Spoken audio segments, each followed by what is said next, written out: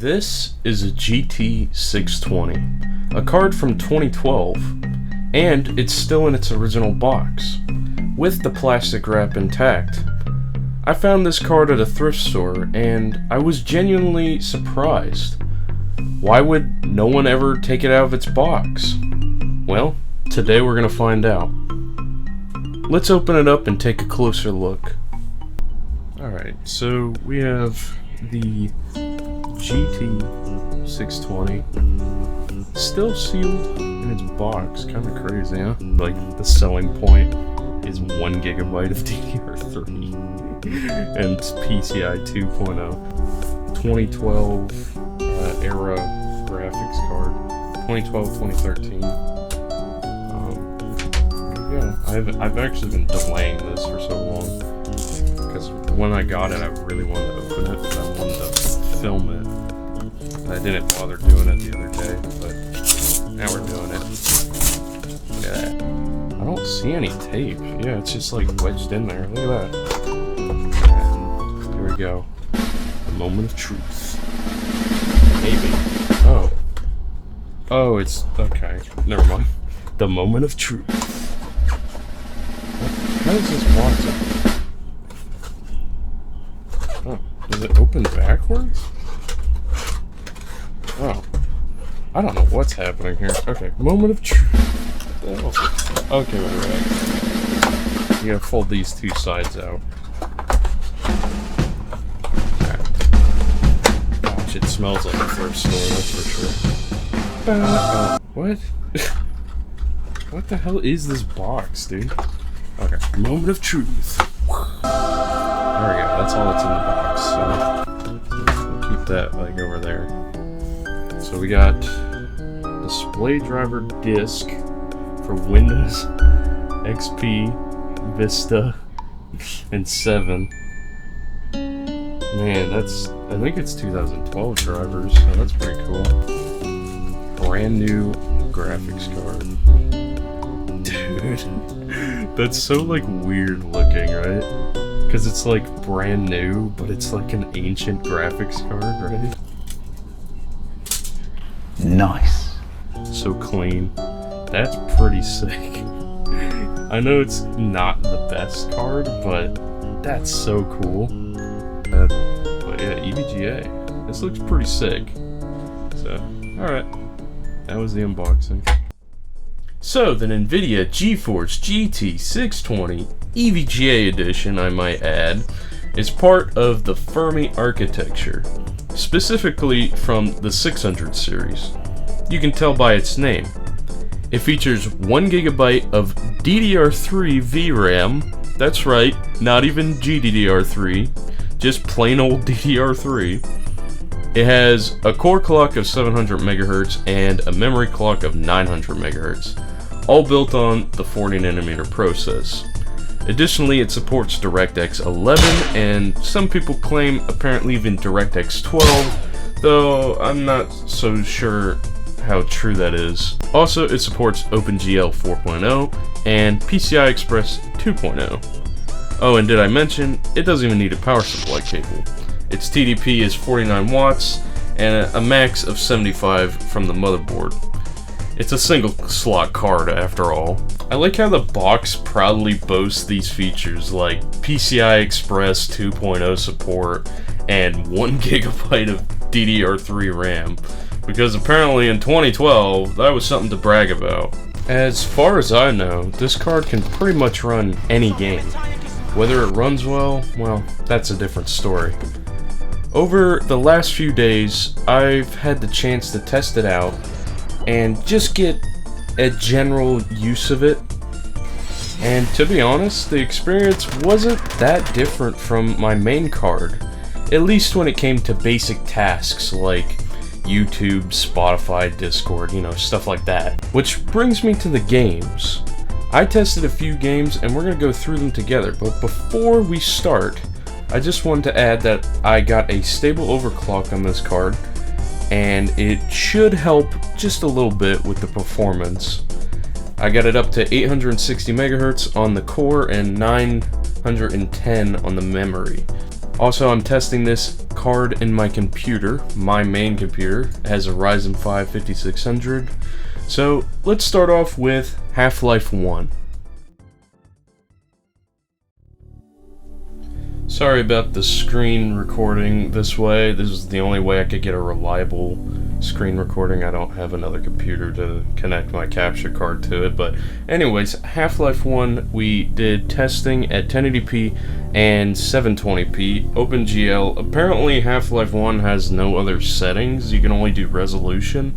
That might be me being stupid, but I couldn't find anything. Anyways, this should be the 720p gameplay in the background, but at 1080p we got 69 FPS as the high, an average of 58, and a low of 70 or 47. My bad, but it did have these like micro stutters, so I didn't really like. You could play it at 1080p, but I felt more comfortable at 720p. 720p we got 101 FPS on the high, an average of 89, and a low of 76, which I would play at 720p. It runs a lot smoother.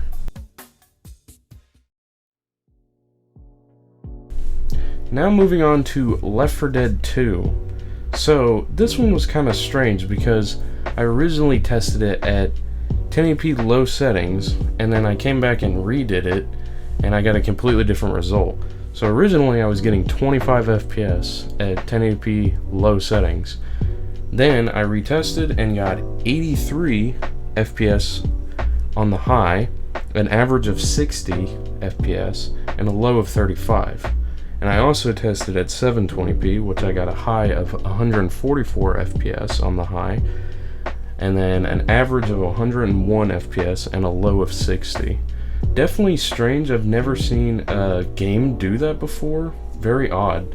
But I would probably play this at 1080p just for it looking better. But if you want a high refresh rate, you could definitely get it at 720p.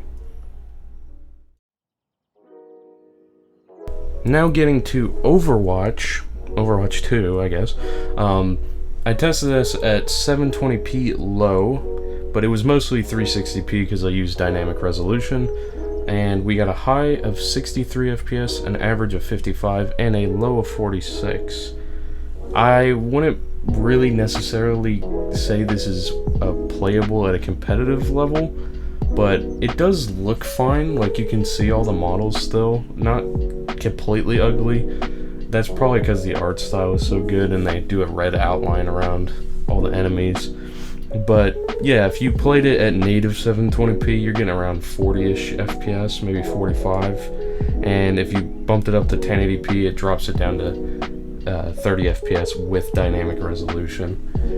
So yeah, and then I also tested this with FSR 1.0, which is included, and it actually prevented the graphics card from getting 260, so it used more of the hardware than it actually helped it.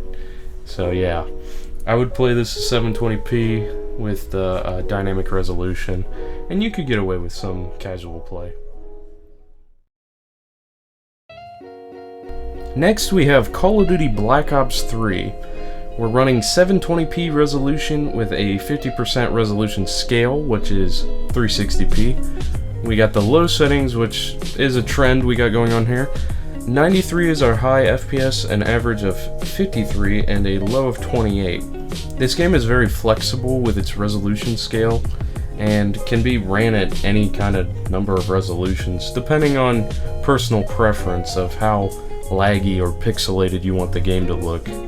I'd recommend playing this game with a controller. I played about an hour of zombies, and I only tested zombies because, what do you play, multiplayer? And I'd have to say this game is very well optimized. I didn't have a crash or anything. I'd recommend using these settings that I had. They actually had a good balance in my opinion. But overall, a good experience. Moving on, we have LEGO Jurassic World. I ran this at a 1152 by 864p with low settings, with FXA on, depth of field bloom, and motion blur. We got a high of 73 FPS, an average of 62, and a low of 51. I chose these settings because the resolution fills the screen, unlike 720p, and the extra effects added a bit more to the image. It also ran better than 720p, making it the best way to play, at least in my opinion. You could also play it at 1080p, but you're going to get in the low 40s to 30s, so I'd recommend the settings I chose. Also, I thought this game kind of fit this card because it is a dinosaur. Now moving on to GTA 5, we have 720p normal settings, DirectX 10, and we had a high of 57 FPS, an average of 36, and a low of 21. If you lock the frame rate to 30, it feels similar to the Xbox 360 version, and you could increase it to 60 with the frame scaling mode that's in the settings, but oh my gosh, it's ugly. Uglier than anything I've ever seen, and it hurt my eyes a little bit. But overall, it's not a bad experience. It really just feels like you're playing on a 360. I played with a controller and it felt great. I used Riva Tuner, which is a external FPS locking tool, and it got a flat 30. I also tested GTA Online and it was playable. It was good actually. It legit just felt like I was playing on an Xbox 360, so if you played on console, you're pretty familiar or at home with this one. But overall, I'd say these settings that I picked are pretty good, and they definitely offer the best looking and most consistent experience.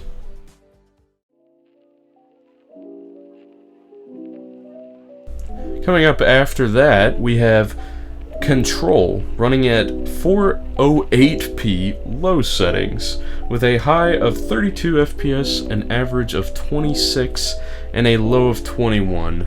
This game was very close to being playable, but it looked awful, and honestly, I was surprised it even launched. That's a miracle in and of itself. Sometimes while I was running around, the main character's body would vanish, and I don't know why that would happen. I didn't get it on camera, but it did happen. I think it was something to do with the VRAM being too slow or something like that. But yeah, I don't know about this one. This is kind of pushing the upper bounds of what this card can do. Past Me left a comment that said, I've been playing low FPS games all day, and I wasn't fully satisfied with this one.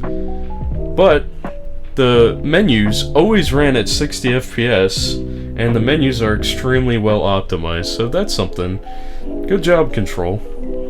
Overall, this is not playable, but some people may say it is, and I just can't say it is, though. Pretty impressive it started.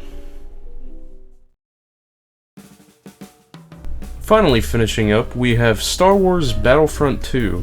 Running at 1080p, 40% render resolution, so 480p, and low settings with high TAA. We got 44 FPS on the high, an average of 34, and a low of 26. This game is actually quite simple. I ran it in DirectX 11 because that's the lowest API you can do, and it ran pretty decently. I had a lot of fun playing this. It actually got me kind of back into Star Wars Battlefront. But I also tested the online mode with multiplayer, and it might need a few more tweaks to the settings, but I got a high of 49, a average of 27, and a low of 14 in that mode. So overall, a playable experience, and if you want to, you could casually play this game. I don't know how well it would run on lower end CPUs though, so that's something to look out for. Anyways, I think running this at the 1080p settings with the 40% resolution scale is the way to go. I think it just kind of makes it a little more sharper instead of running it at 720p. But yeah, pretty decent. After running those benchmarks, I'd say an older CPU like an i5-2400 would be a good pair for that card. It would still be able to push the card to its limits, delivering performance similar to what I experienced. In fact, I've actually had more fun with this card in my system than I've had with my RTX 2070. Now, I don't know if that's just nostalgia, because when I first got into PC gaming I had lower end hardware, or if I was just rooting for the little underdog card, but it actually made me step back and think about why I got into PC gaming in the first place. To have fun. This brings me to another topic I've been thinking about while using the GT620. Accessibility to hardware.